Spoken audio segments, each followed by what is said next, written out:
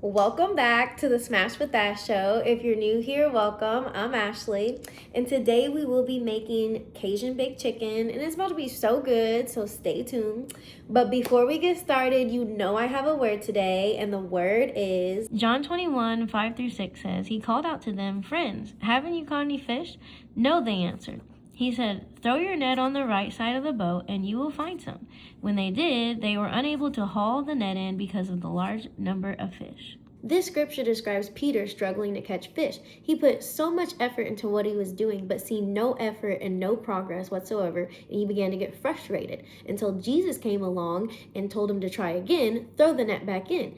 And after he did that, the net was just filled with so much fish that it took over a group of men just to haul it back in. This is equivalent to our own lives because when we put so much effort into our work and our dreams and goals but see no results whatsoever, then it makes us want to throw in the towel and lose all faith, all hope, and become so bitter and so angry. But not seeing immediate results does not mean your efforts were being wasted. It often means the groundwork is still being laid. When we invite God in our plans and goals like Peter did, we're no longer relying on limited human strength, but we're now partnering with divine wisdom and provision and timing, God's timing. God doesn't add to our efforts. He multiplies them in ways we couldn't orchestrate ourselves, just like he did with Peter. What might take years of striving, feeling burnt out through self-effort, can be accomplished in a fraction of time when God is directing our steps. This isn't about shortcuts. This is about alignment.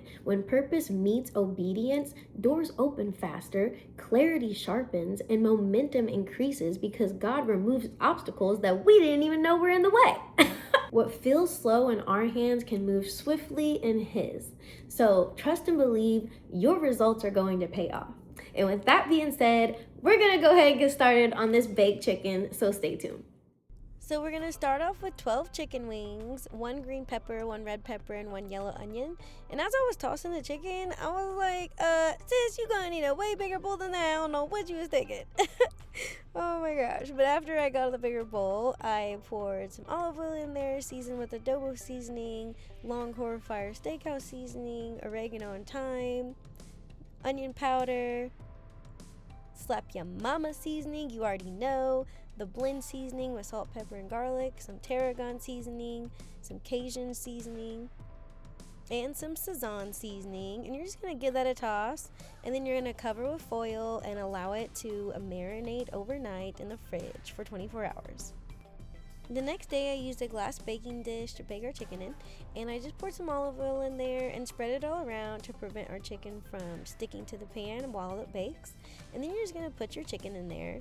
And I don't know what it is about me using smaller pans than the quantity of food I'm actually making, but your girl made it fit, so okay.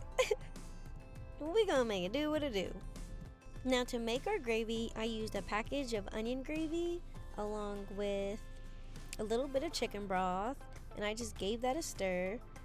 And then I added 1 can of cream of mushroom roasted garlic soup, and you just want to give that a stir and actually season the gravy. I did not season it, and I felt like it needed some more seasoning after I got done baking it.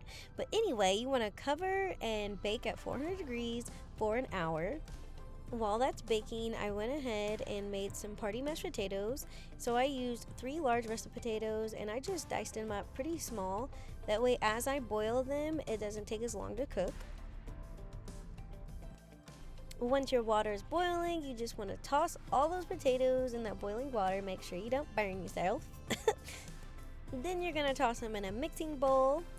And I put some butter in there, some cream cheese, some sour cream, and you just want to mix it until it's nice and smooth. It's already looking good. Then I went ahead and seasoned it with some garlic salt, some adobo seasoning, and some onion powder, and you just want to taste as it goes to your desired taste. Now that our chicken is done, I just baste our chicken with our gravy, and it is already looking so good after the hour that it's been baking. Look how good that looks, guys. Like, come on. Now you're going to put it back in the oven for a second time for 35 minutes uncovered, so that way you can get this nice char look on it, how it's looking right now. Okay, it's looking so good, guys. I'm telling you. That's exactly how you want your chicken to look after it's done.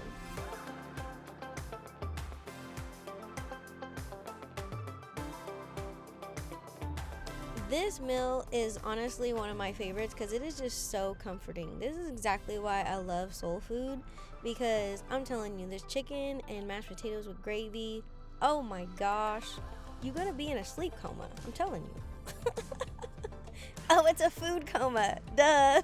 You gonna be sleeping after that food coma is what I meant. So how was the chicken, ladies? 10 out of 10. Oh, there we go. There we go.